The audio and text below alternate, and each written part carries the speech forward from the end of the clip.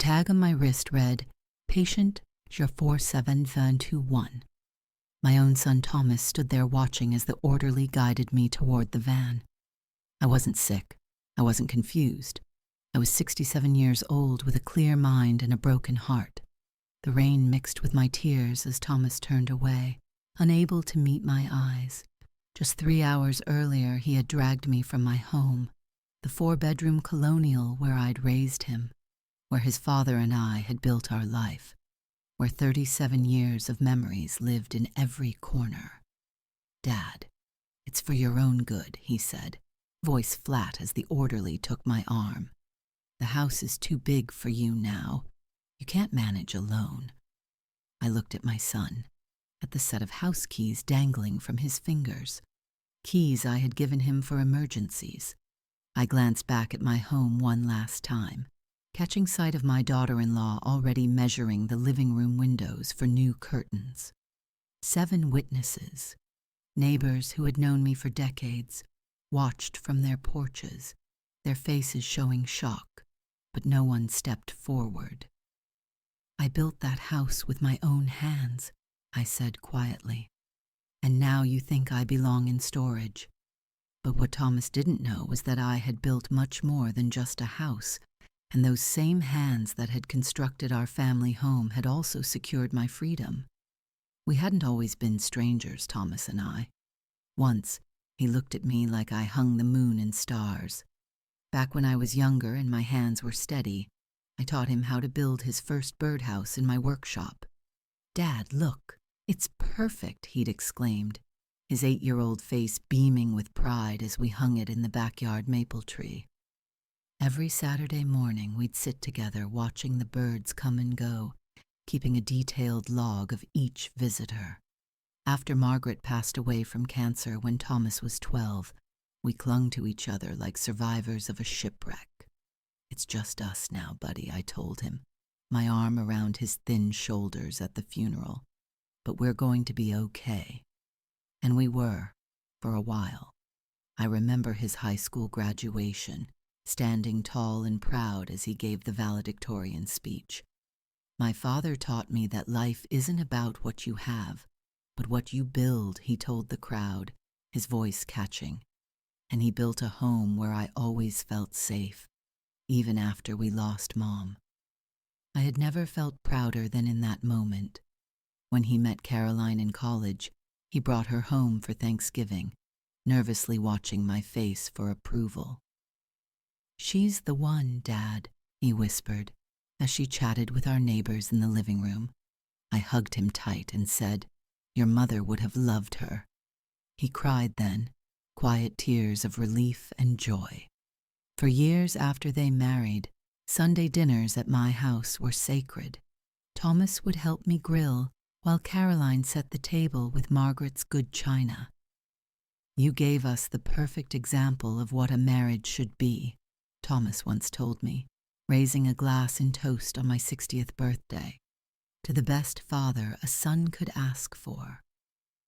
I never imagined. Those days were numbered. When Thomas lost his job during the recession of 2008, I didn't hesitate. "Move back home until you get on your feet," I offered. They stayed 18 months in our finished basement.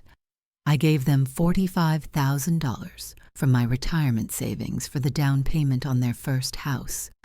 "Dad, we'll pay you back every penny," Thomas promised, eyes earnest as we signed the paperwork.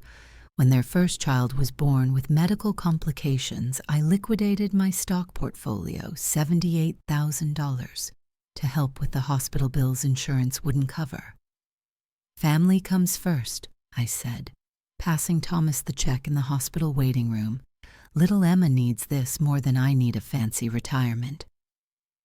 After Thomas started his own business, I co-signed the small business loan for $120,000.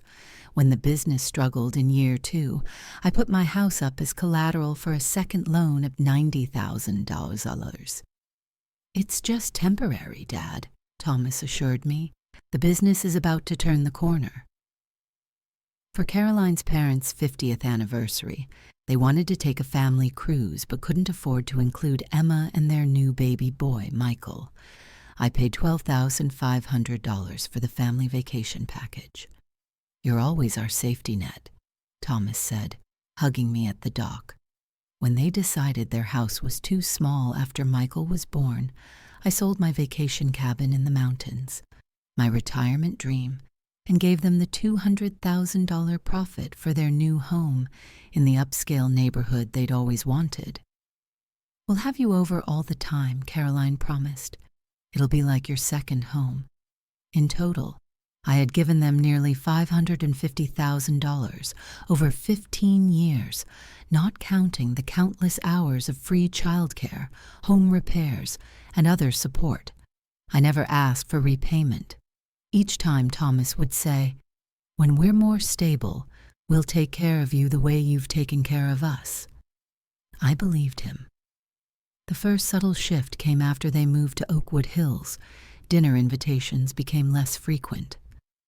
"We're just so busy with the kids' activities," Caroline would explain when I called. 3 months passed between visits. Then came Emma's 8th birthday party. I arrived with a handcrafted dollhouse I'd spent 6 months building in my workshop. Caroline's smile tightened when she saw it. "Oh, it's rustic," she said, quickly moving it to the garage. Later, I overheard her tell another parent, "My father-in-law doesn't quite understand today's children. We'll get her the electronic one she actually wants tomorrow." When I fell and broke my hip the following winter, Thomas visited the hospital once during my 2-week stay. "The kids have the flu," he explained, though his Instagram showed them at a ski resort that weekend. After surgery, I needed temporary help at home. "We'd have you stay with us, Dad, but we just don't have the space right now," Thomas said, despite their 5-bedroom house. Instead, he hired a part-time nurse that I paid for myself. At Thanksgiving, they seated me at the small table in the kitchen with the children while they entertained friends in the dining room. "Dad prefers it this way," Thomas told a questioning guest. "He gets overwhelmed with too many people." A blatant lie. I'd hosted neighborhood barbecues for 40 people well into my 60s. Last Christmas, my gift was a brochure for Golden Sunset Assisted Living. "Just something to think about, Dad," Caroline said brightly. "Many of our friends have parents there. It's really quite nice." The final warning came when Thomas asked to become a co-signer on my bank accounts. "It's just for emergencies, Dad, in case something happens to you." When I hesitated, his tone turned sharp. "Don't you trust me, after everything we've done for you?" The role reversal was jarring. Suddenly I was the difficult dependent, not the supportive father. That night, I called my old friend and attorney, Robert. Something wasn't right, and for the first time in my life, I felt afraid of my own son's intentions. The campaign to control my life accelerated after I refused to add Thomas to my accounts. Suddenly, my forgetfulness became a regular topic of conversation. "Dad, you left the stove on yesterday," Thomas would claim, though I knew I hadn't used the stove that day. "Caroline found your wallet in the refrigerator last week," he'd say, despite the impossibility of such an action on my part. They began scheduling doctor's appointments without consulting me. "Just a routine checkup," Thomas would say, but then I'd find myself answering a neurologist's questions about my cognitive function. After each appointment, Thomas would request private consultations with the doctors. Though I couldn't hear what was said, the pitying looks afterward told me everything. My house keys mysteriously disappeared 3 times in 2 months. Each time, Thomas found them in increasingly unlikely places. "Maybe we should keep a spare set, Dad," he suggested after the 3rd incident. When I had new locks installed without telling him, his anger was palpable. Caroline started organizing my house during visits, rearranging my belongings without permission. Important papers went missing: my property deed, insurance policies, the title to my car. When I questioned her, the response was always the same: "We're just helping you get organized. You should be grateful." Thomas convinced my neighbors I was struggling. "If you see my dad doing anything unusual, please call me immediately," he told them, sharing his number. Suddenly, normal activities like gardening at dusk or taking late-night walks brought concerned calls and texts. They began screening my mail, claiming to help with the bills. When my bank statements showed a large withdrawal, money I'd moved to a new private account, Thomas confronted me. "What are you doing with that money, Dad? Are you being scammed?" When I refused to explain, he told our extended family I was becoming paranoid and making irrational financial decisions. The isolation tactics grew more obvious. My car suddenly developed problems that made it unsafe for me to drive. My phone would work intermittently, with Thomas blaming my inability to charge it properly. Friends reported that Thomas had called them, suggesting they limit visits as they tired me out too much. When I refused to discuss selling my house, Thomas and Caroline brought in a real estate agent anyway. "Just to get an estimate, Dad. No pressure." I found them showing the agent around my bedroom while I was supposedly napping. By the time they scheduled the first tour of Golden Sunset Assisted Living without consulting me, I knew I was fighting for my independence. The truth revealed itself on a rainy Tuesday morning. Thomas had left his laptop open on my kitchen table during a visit. A notification dinged, and glancing over, I saw an email from his financial advisor with the subject line, Father's Estate Planning. I shouldn't have looked, but something in me, call it self-preservation, compelled me to click. "Thomas," the email began, "based on our conversation, I've outlined the financial benefits of transitioning your father to assisted living. With the current market conditions, selling his property should net approximately $750,000. As discussed, if he's declared mentally incompatible with independent living, your power of attorney would allow you to manage these assets without the complex tax implications of a direct gift or inheritance." My hands trembled as I scrolled down to find Thomas's original message. "My father is becoming increasingly difficult about moving to assisted living. Given his deteriorating condition, what are our options for taking control of his assets sooner rather than waiting for the inevitable? The business expansion requires capital immediately, and his house sitting empty seems wasteful when we could put those resources to productive use." I continued reading in horror as the advisor outlined strategies for having me declared incompetent, estimating that with the house sale and my other assets, Thomas could access nearly $1.2 million for the business expansion and to offset the burden of his care. The final blow came in Thomas's reply. He'll never agree willingly, but Caroline and I have documented enough incidents of confusion and unsafe behavior that we should be able to convince a judge. We've already spoken to Dr. Winters, who's sympathetic to our situation. Between the medical documentation and testimony from neighbors we've prepped, it should be straightforward. The sooner we move him out, the better for everyone. I closed the laptop carefully, my world shattered. The son I had sacrificed everything for was conspiring to take everything I had left, my home, my dignity, my freedom, and he was doing it under the guise of concern. I sat motionless at the kitchen table, the same table where I had once helped Thomas with his homework, until I heard his car in the driveway returning from his errands. With shaking hands, I called Robert, speaking in whispers. "I need help, now, and don't call my house phone again. They're monitoring everything." Robert arrived an hour after Thomas left, claiming to be delivering a package that required a signature. Once inside, I showed him the emails I had forwarded to myself as evidence. "This is elder abuse, plain and simple," Robert said grimly. "But we need to be strategic. They've been building their case for months. We need to build ours." Over the next 3 weeks, Robert helped me document everything. We installed small cameras in my living room and kitchen, recording Thomas and Caroline's conversations when they thought I wasn't listening or was napping in another room. "Once Dad's in Golden Sunset, we can finally renovate this place and sell it," Caroline said on one recording.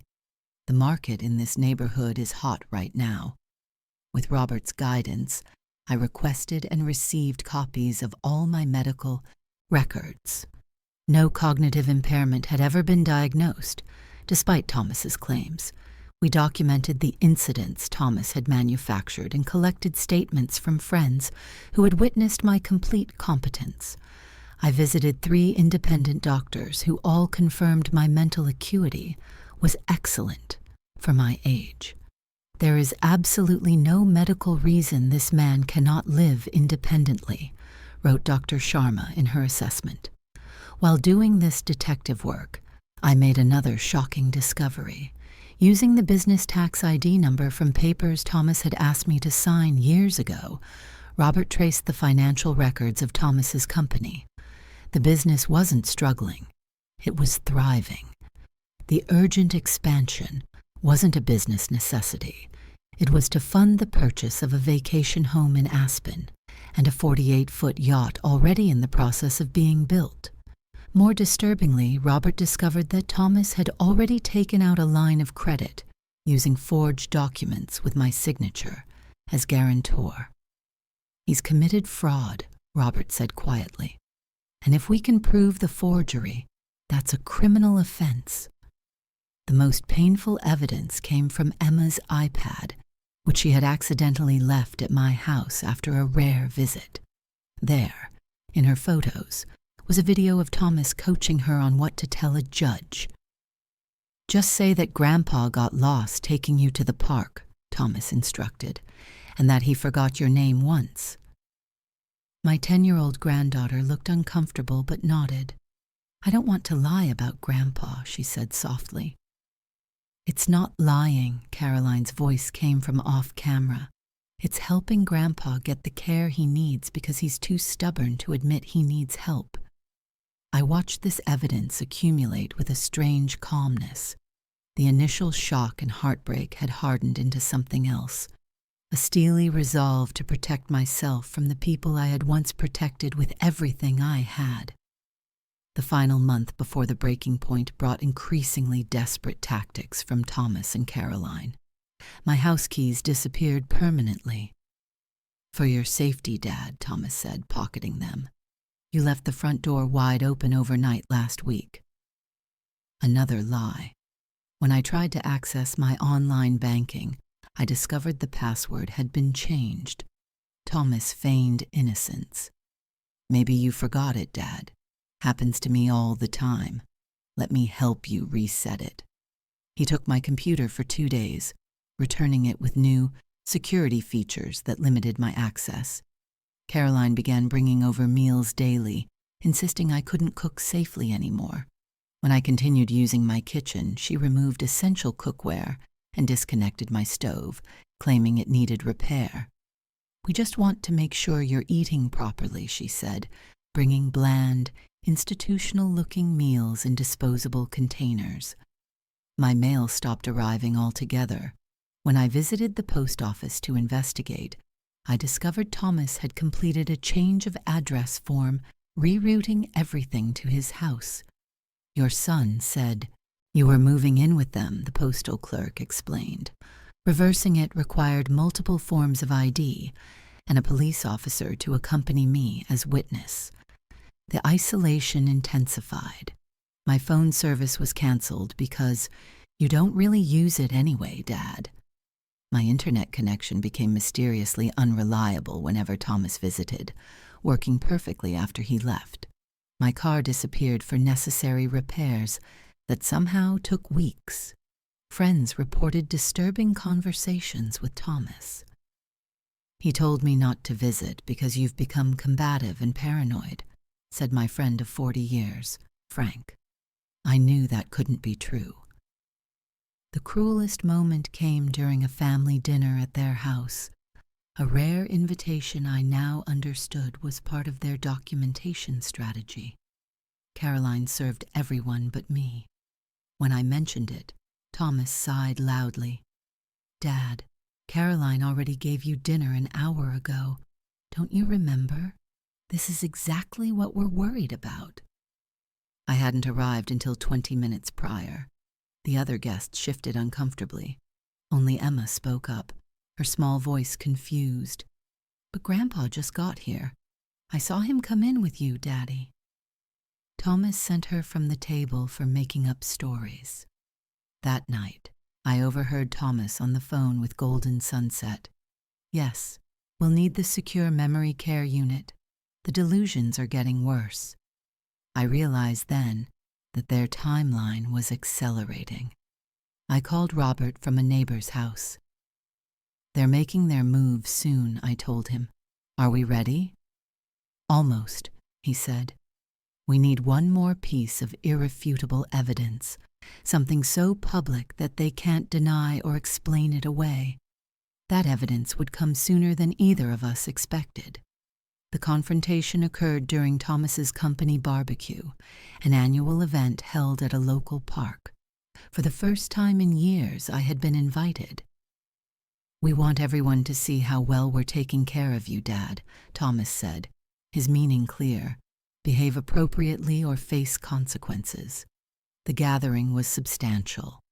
47 people, including employees, business partners, and their families. I recognized faces from years of Thomas's business functions, people who had known me since Thomas started his company with my financial backing. The day was pleasant enough until Thomas clinked his glass for attention. "Thank you all for coming today," he began, smiling broadly. "I have 2 announcements. First, Wilkins Construction will be expanding to the West Coast this fall." Cheers erupted. "And second," he continued, arm around my shoulders in a show of affection that felt like restraint, "my father has made the brave decision to move to assisted living next month." Murmurs of sympathy rippled through the crowd. I felt dozens of eyes on me, filled with pity. "I've decided no such thing," I said clearly, loudly enough for everyone nearby to hear. Thomas's grip tightened. "Dad, we've discussed this extensively. You agreed it was best." His smile remained fixed, but his eyes flashed a warning. "I have never agreed to leave my home," I replied, keeping my voice calm but firm. "And I am perfectly capable of managing my own affairs." Thomas laughed uncomfortably. "See what I mean about the memory issues? Dad, we've been planning this move for months." I stepped away from his grip. "The only planning that's happened is yours and Caroline's, without my knowledge or consent." Caroline hurried over, face tight with controlled anger. "Harold, you're causing a scene. Let's get you home for your medication." "I don't take afternoon medication," I stated. "Another fabrication." Thomas moved closer, voice dropping to a threatening whisper. "Stop this right now, or I'll have Dr. Winters sign the involuntary commitment papers tonight." That's when Emma ran up, tugging my hand. "Grandpa, show everyone what you made me." The timing couldn't have been more perfect. From my pocket, I withdrew the small wooden whistle I had carved for her. As she blew it delightedly, I addressed the watching crowd. "My son believes I'm incompetent, confused, unable to care for myself." I held up the intricately carved whistle. "I made this yesterday. I also manage my household, cook my meals, and maintained my construction business for 40 years before retirement." Thomas moved to intervene, but Robert appeared at my side, along with Officer Jenkins, a uniformed police officer who had been waiting nearby. Mr. Wilkins, Robert said formally, I'm here as your father's attorney.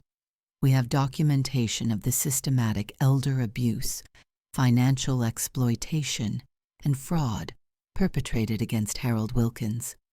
The crowd fell silent. Thomas's face drained of color. This is ridiculous, he sputtered. My father is unwell. He needs— What your father needs, Officer Jenkins interjected, is protection from what appears to be a calculated attempt to seize his assets. I looked my son directly in the eyes. Thomas, I gave you everything, including the keys to my house, but you won't be using them to lock me away. That moment of public revelation changed everything. Thomas knew his carefully constructed narrative had crumbled. The mask dropped completely, revealing the cold, calculating person he had become. You ungrateful old man, he hissed, quiet enough that only I could hear. After everything we've done for you. And in that moment I knew with absolute clarity that the son I had raised was gone. The break was complete. The following Monday morning, Thomas and Caroline arrived at my house with a doctor I'd never met and papers for me to sign. Instead, they found Robert, Officer Jenkins, and a forensic accountant named Ms. Patel waiting in my living room.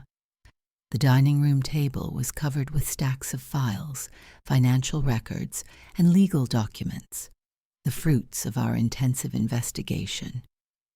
Please come in, I said calmly, rising from my armchair. We've been expecting you. Thomas faltered at the threshold, his confident stride broken. Caroline clutched her designer handbag tighter, eyes darting nervously around the room. Dad, what is this? Who are these people? These are my advocates, I replied, gesturing to each professional in turn, just as you brought yours.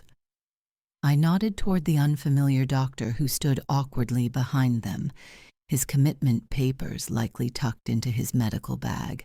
Ms. Patel, a sharp-eyed woman with an impeccable suit and an even more impeccable reputation for forensic accounting, opened her laptop and turned the screen to face Thomas. Mr. Wilkins, we've documented numerous financial irregularities involving your father's assets. Let's start with the forged signatures on these loan documents. She clicked through a detailed presentation showing side-by-side comparisons of my authentic signature and the forgeries Thomas had created. Each slide highlighted specific discrepancies in pressure points, connecting strokes, and letter formation. We've had these analyzed by 3 independent handwriting experts who will testify if necessary. The color drained from Thomas's face, leaving him ashen as she scrolled through evidence of his financial misconduct dating back 18 months. Every unauthorized transaction was highlighted in red, a growing crimson parade of betrayal. There's also the matter of the power of attorney document submitted to Riverdale Bank, Robert added, lifting a file with the bank's logo. The notary whose stamp appears on this document has signed an affidavit stating she never witnessed Harold's signature. In fact, she was on vacation in Mexico the day this document was allegedly executed. Officer Jenkins stepped forward, his badge catching the morning light streaming through my living room windows. We have enough evidence for criminal charges, Mr. Wilkins. Financial elder abuse is a felony in this state. With the forgery and fraud charges, you're looking at potentially significant prison time. This is absurd, Thomas sputtered, running his hand through his thinning hair, a gesture so like his father's that it made my heart ache despite everything. Dad's confused. He signed those papers willingly. We discussed all of this. The security cameras I installed 6 months ago suggest otherwise, I said quietly, nodding to Robert, who clicked a remote. The television screen flickered to life, showing footage of Thomas at my desk late one night, practicing my signature repeatedly on a notepad before carefully copying it onto official documents. The timestamp showed 2:17 a.m. 3 months earlier. You thought I was asleep, but I've always been a light sleeper. I heard you come in with the key I trusted you with. Thomas stared at the footage, then at Caroline, whose hand had flown to her mouth in horror. The doctor they'd brought quietly excused himself, slipping out the front door without a word. As the evidence mounted, I revealed the full extent of my preparations. After discovering Thomas's plans, I had worked methodically to secure my future. While you were plotting to take control of my life, I was building safeguards, I explained, my voice steady despite the pain that threatened to crack it. I slid forward a thick blue folder. I've quietly liquidated investments you didn't know about. I've transferred assets to secure locations. I've established an irrevocable trust with my friend Frank's son as trustee, a brilliant financial planner who, unlike you, Thomas, understands fiduciary duty. My house had been placed in a separate legal entity that Thomas couldn't touch, with rental provisions that guaranteed my right to remain there for life. I've also updated my will, I added, revealing a sealed envelope. Emma and Michael will be taken care of, but their educational trust is now managed by an independent trustee. They'll never want, but neither will they be taught that wealth justifies betrayal. Most shocking to Thomas was the revelation about his business, the crowning achievement he'd been so proud of building on his own. You believe you own Wilkins Construction outright, I said, motioning to Ms. Patel, who produced a worn leather portfolio I hadn't opened in decades. But check the original incorporation documents from 2003, the silent partner who owns 60% of the shares. That's me. Caroline gasped, her manicured nails digging into Thomas's arm. That's impossible. We would have known. The business has been operating for 20 years. We would have seen the distributions, the tax forms. Ms. Patel shook her head, pulling up the company's complete financial history. The shares were held by H&M Holdings, named after Harold and Margaret. Thomas, you've been distributing profits to what you thought was just another vendor. Account number Awel-Landuk 1957, which corresponds with your father's birth year. He's been reinvesting those funds rather than taking distributions. She projected a graph showing the growth of these reinvestments. Over $3.2 million accumulated over 20 years. Your father hasn't taken a penny for himself. Every distribution has been reinvested in company expansion, equipment purchases, and that impressive headquarters building you're so proud of. I had never intended to use this leverage. The silent partnership was originally established to protect the business from potential lawsuits, while Thomas was getting started, a common practice in the construction industry. I had planned to transfer full ownership to him on his 50th birthday as a surprise gift, coming full circle from the birdhouse we'd built together when he was 8. The business expansion you were planning with my assets, I said quietly, looking my son in the eyes. You were going to use my money to expand a company I already majority own, then put me in a facility where I'd never know what happened to everything I built. Thomas collapsed into a chair, the full implications hitting him like physical blows. His carefully constructed future, the yacht, the Aspen property, the West Coast expansion, all of it built on a foundation that was crumbling beneath him. You'll ruin me, he whispered, his voice barely audible. I leaned forward close enough to see the boy he had once been in the lines of his face. No, son, I corrected him, my voice firm but not unkind. You did that yourself when you decided I was worth more to you locked away than in your life. Caroline began to cry, mascara tracking dark rivers down her perfectly made-up face. Thomas just stared at his hands, the same hands I had once guided to hold a hammer, now clenched around the wreckage of his plans. The silence stretched between us, filled with decades of memories, baseball games and fishing trips, graduation ceremonies and wedding toasts, the birth of his children and the death of his mother. All of it culminating in this moment of reckoning that neither of us had ever imagined possible. The formal confrontation took place 3 weeks later in Robert's office, a dignified space with oak paneling and walls lined with law books. I arrived early, my hands trembling slightly despite my outward calm. Robert noticed and squeezed my shoulder. "You've got this, Harold. Truth is on our side today." Thomas and Caroline arrived precisely at 10:00 a.m. with their attorney, a sharp-suited woman named Ms. Brennan, whose reputation for aggressive defense preceded her. Thomas looked haggard, with dark circles under his eyes and a suit that hung loosely on his frame, suggesting he'd lost weight. Caroline maintained her composure, but couldn't quite hide the fear in her eyes as they settled into the chairs across the conference table. They had good reason to be afraid. The evidence against them was substantial. Ms. Patel and Officer Jenkins, now in plain clothes, sat on either side of me. Dr. Lewis, my physician of 20 years, arrived moments later, carrying a thick medical file. The room felt charged with tension as Robert's assistant served coffee that no one touched. "Before we begin," Ms. Brennan started, her voice professionally modulated, "my clients want to express their sincere regret for any misunderstandings that have occurred during this difficult time. They've always had Mr. Wilkins's best interests at heart." "Let's not insult each other's intelligence," Robert interrupted, his normally gentle demeanor replaced with steely professionalism. "There was no misunderstanding.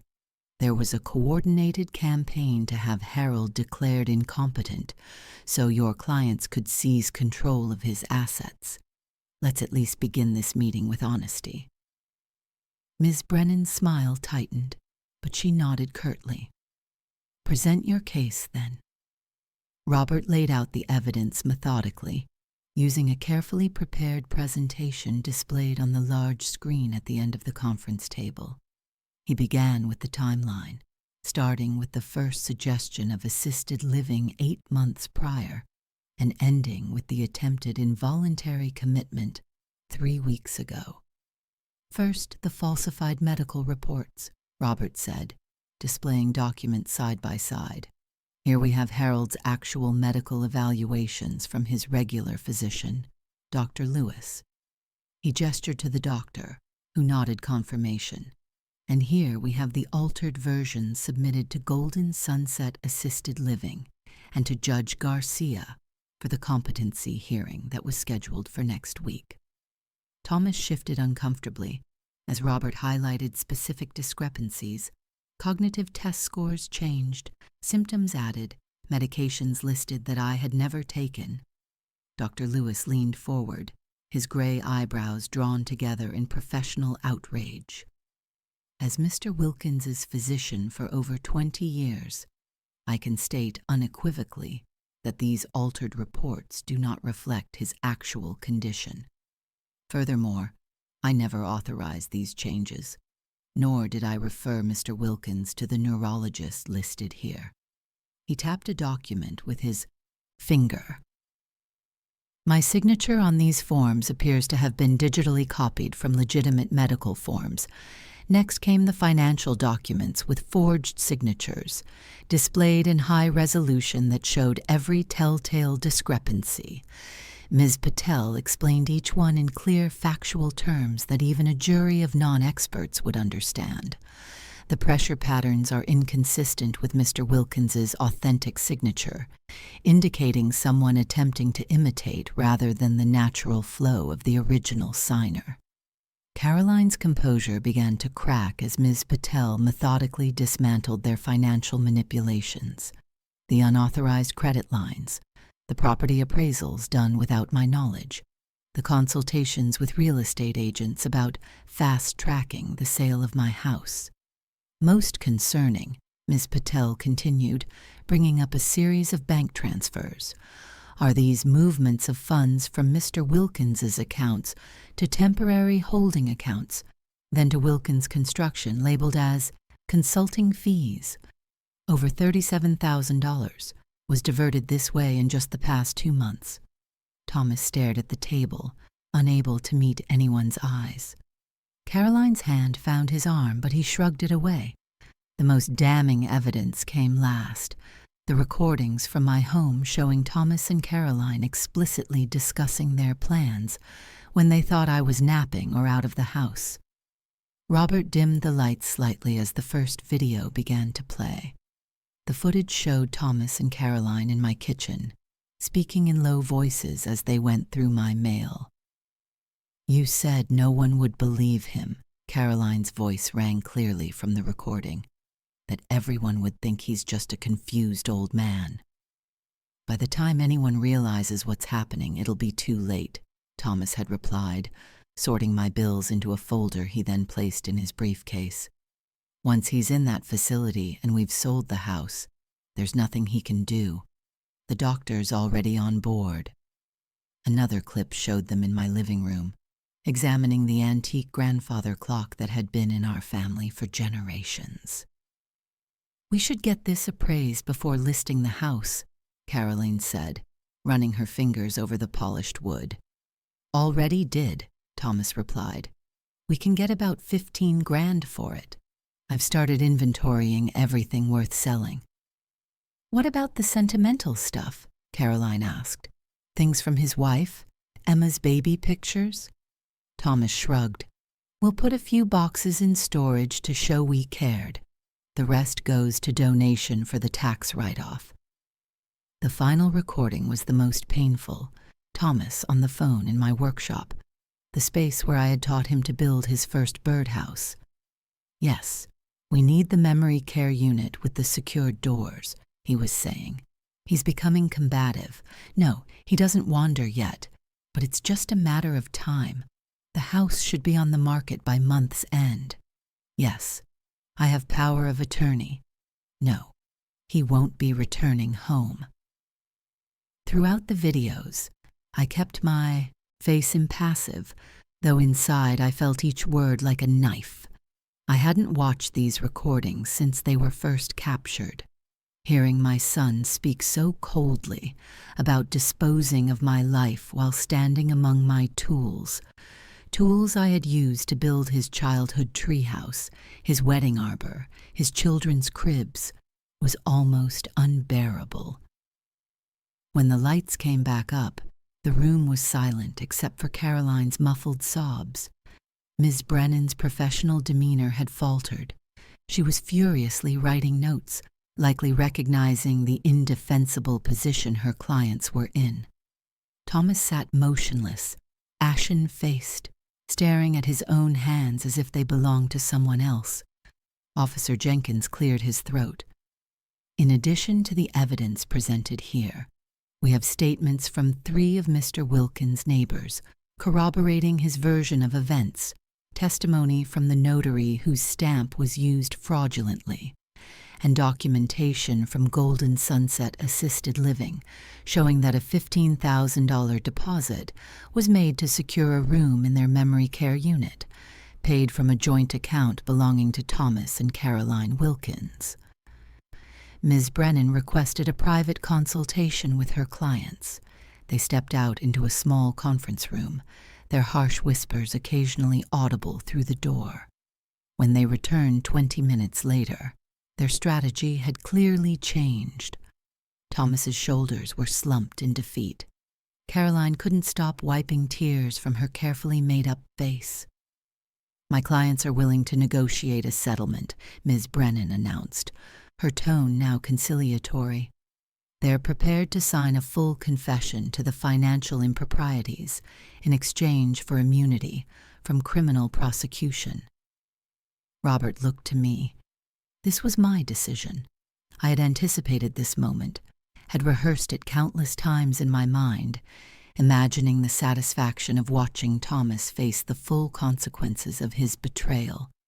But now, faced with the reality of my son's complete downfall, I felt only a hollow ache where my anger had been. I studied Thomas's face, searching for any trace of the boy I had raised, the young man who had once looked at me with love and respect. I found nothing but calculation and fear of consequences. He wasn't sorry for what he had done, only that he had been caught.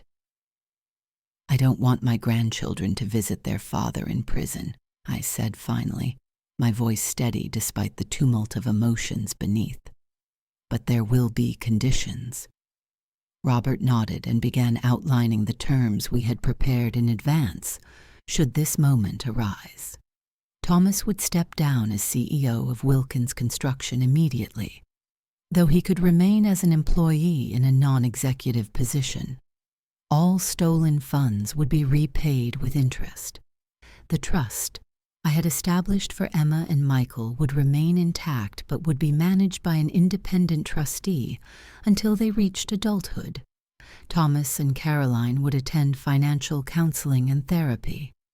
Additionally, Robert added, any future attempt to have Harold declared incompetent will trigger an immediate criminal prosecution with the evidence preserved by the court.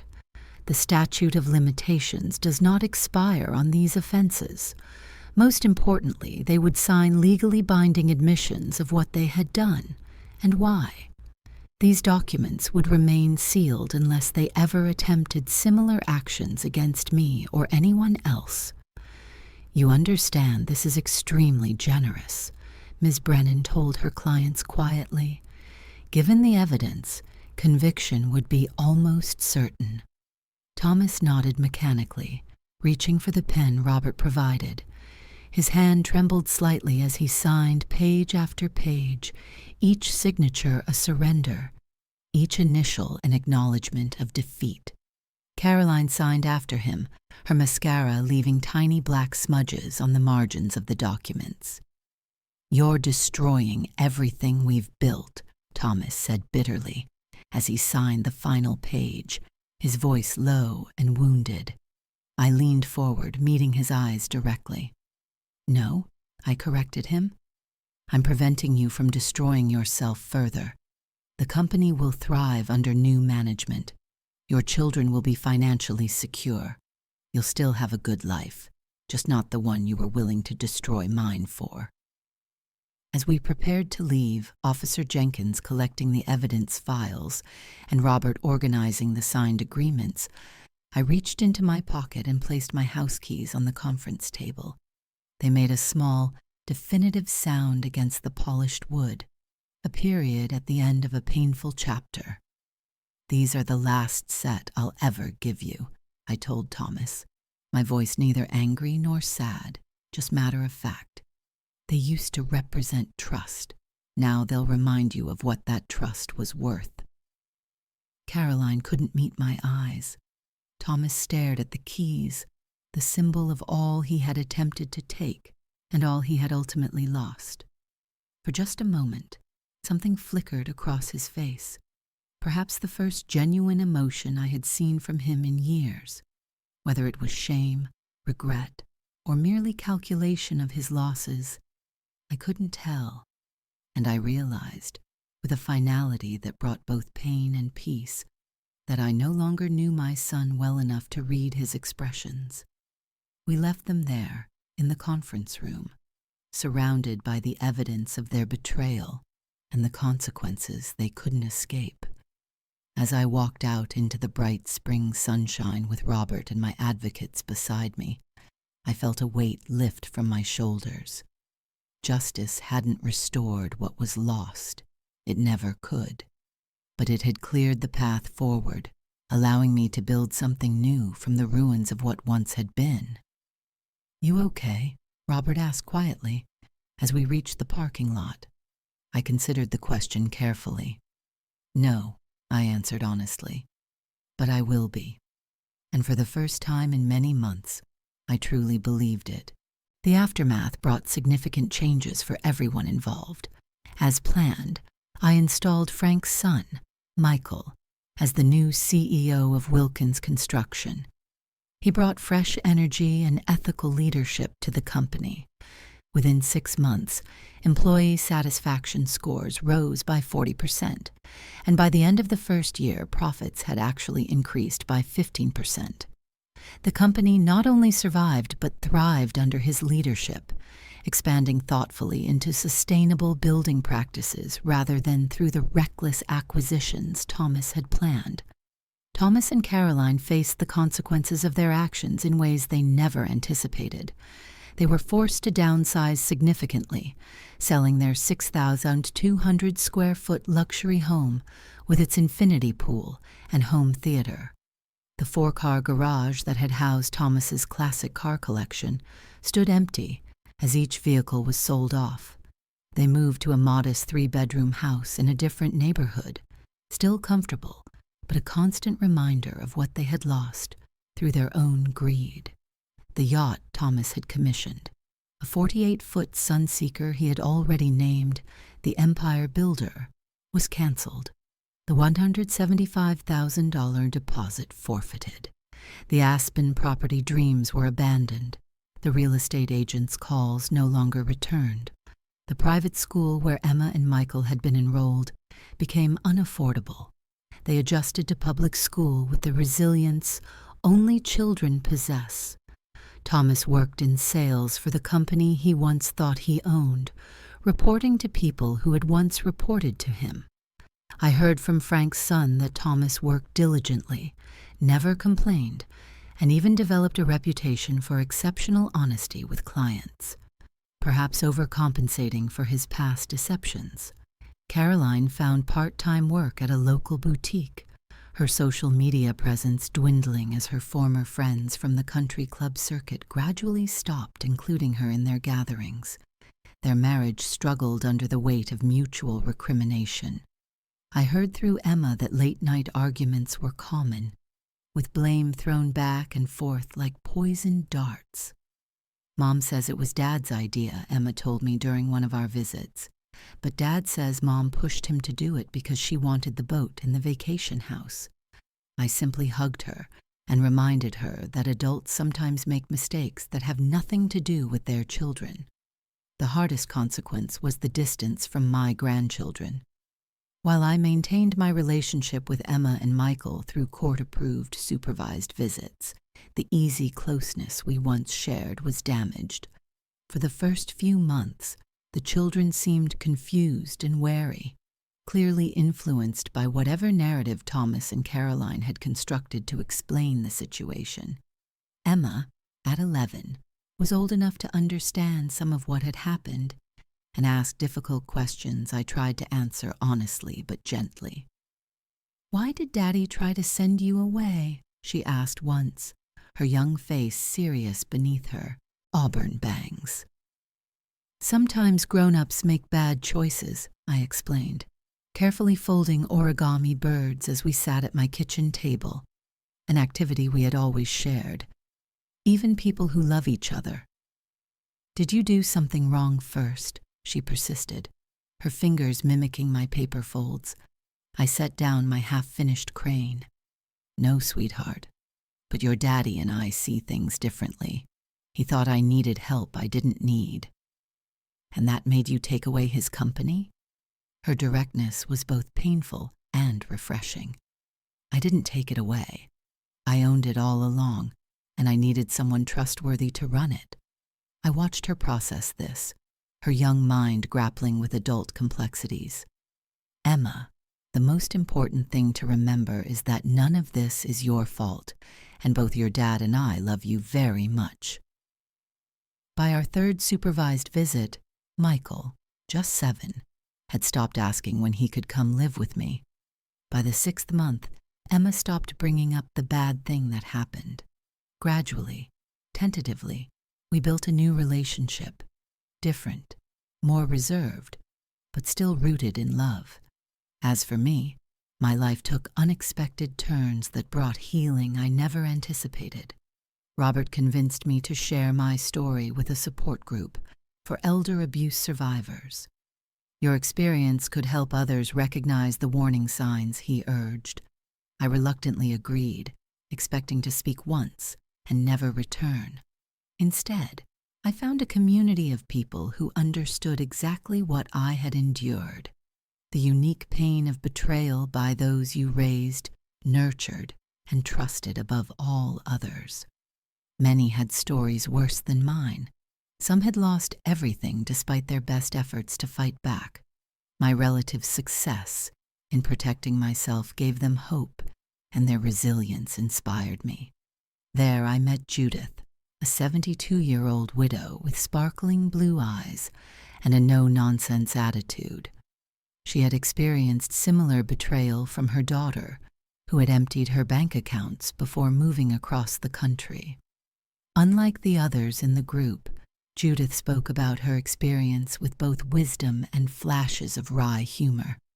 "At least now I know which child not to leave my china to," she quipped during one meeting, startling a laugh from all of us.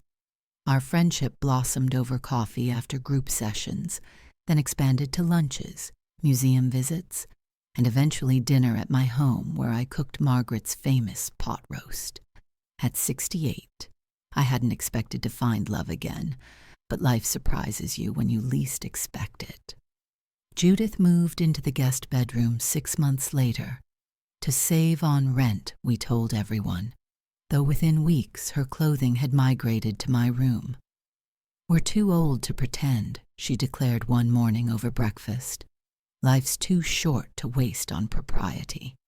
Her fearlessness was contagious, healing parts of me I hadn't realized were wounded. Together, we renovated my house, making it exactly as we wanted after decades of considering everyone else's preferences. The formal dining room became a shared studio space, my woodworking tools on one side, her painting supplies on the other. The workshop where I had taught Thomas to build became a classroom where I taught woodworking to neighborhood children, including some from the local youth center who had never held a hammer before. "You're good with them," Judith observed one afternoon, watching me guide a 10-year-old boy's hands as he sanded his first birdhouse. "You never lost that, despite everything." I found unexpected meaning in these workshops, watching young faces light up with the same pride Thomas had once shown. The irony wasn't lost on me, that in losing my son, I had somehow gained a dozen surrogate grandchildren who arrived each Saturday morning, eager to learn. Most significantly, I established the Wilkins Elder Justice Foundation, using a portion of my recovered assets to help other seniors facing exploitation. The foundation provided legal support, financial literacy workshops, and emergency housing for elders fleeing abusive situations. "Your experience can help others avoid the same pain," Judith encouraged me. And she was right. Within 2 years, we had helped over 60 seniors in our county alone, with plans to expand statewide. Thomas and I established a careful, distant relationship over time. After the initial legal confrontation, we communicated primarily through attorneys for nearly a year. Gradually, brief emails about the children evolved into occasional phone calls, then carefully orchestrated meetings at neutral locations. Our interactions were civil, but never again close. The easy affection and trust between us permanently severed. At Emma's high school graduation 3 years later, we sat on opposite sides of the auditorium, both beaming with pride as she accepted her diploma and gave the valedictorian speech. When she thanked both of us in her address, me for teaching her integrity, and her father for showing her that people can learn from their mistakes, I saw Thomas weep openly, shoulders shaking with silent sobs. Caroline eventually filed for divorce, unable to forgive Thomas for the life they lost. I sent her a brief note. "Sometimes starting over is the greatest gift we give ourselves." She didn't respond, but I hadn't expected her to. According to Emma, she moved to Phoenix to live near her sister, finding work as an office manager and eventually dating her divorced neighbor. On the anniversary of that fateful company barbecue, I received an unexpected letter from Thomas. It was handwritten on plain stationery, no business letterhead, no fancy monogram. It was brief, but seemed genuine. Dad, I don't expect forgiveness. I just want you to know I understand now what I tried to take from you. Not just your home or your money, but your dignity and freedom. The keys you gave me did build my prison, a prison of consequences I created myself. Every day I live with the knowledge that I betrayed the one person who never betrayed me. Emma told me about your woodworking classes for the kids at the youth center. It reminded me of the birdhouse we built when I was 8. I still remember how patient you were when I hammered my thumb, and how you let me paint it blue, even though you thought brown would look more natural. You were right, of course. You usually were. I'm working to be someone my children can be proud of again, even if I've lost the right to make you proud. The other day, Michael asked me to teach him to build something. We started with a simple box. It wasn't much, but it was honest work. Respectfully, Thomas. I placed the letter in my desk drawer, neither answering nor discarding it. Some wounds heal slowly, if at all, but I had learned that even in our 70s, life offers new beginnings if we're brave enough to accept them. Judith and I married in a simple backyard ceremony the following spring, surrounded by our new friends from the foundation and the support group. Emma served as maid of honor. Michael, now 11, proudly carried the rings. Thomas attended, standing quietly at the back, leaving immediately after, offering a brief congratulation. It wasn't forgiveness, but it was acknowledgement, a thin bridge across a deep chasm. As Judith and I sat on my porch swing that evening after the guests had gone, watching the sunset over the neighborhood where I had raised my family and would live out my days on my own terms, she squeezed my hand. "What are you thinking about?" she asked, her head resting comfortably on my shoulder. I considered the journey, the betrayal, the fight, the resolution, and the unexpected joy I had found in the aftermath. The business I had built and nearly lost, the son who had nearly destroyed me, the new purpose I had found in helping others, the love I never expected to find again. "I'm thinking that the house keys I gave Thomas really did build his prison, Doe," I replied, watching the evening light paint golden edges on the trees I had planted when Thomas was born. "But they also unlocked my freedom." Judith nodded, understanding without need for elaboration. After all she had been through with her own daughter, she knew the bittersweet truth of it. "Sometimes," she said softly, "we have to lose what we thought mattered to find what truly does." After all these years, I had finally learned that true security isn't found in what we build for others, but in what we maintain for ourselves, our dignity, our independence, and our right to determine our own path, no matter our age. And in that knowledge, I found a peace that neither Thomas nor anyone else could ever take away.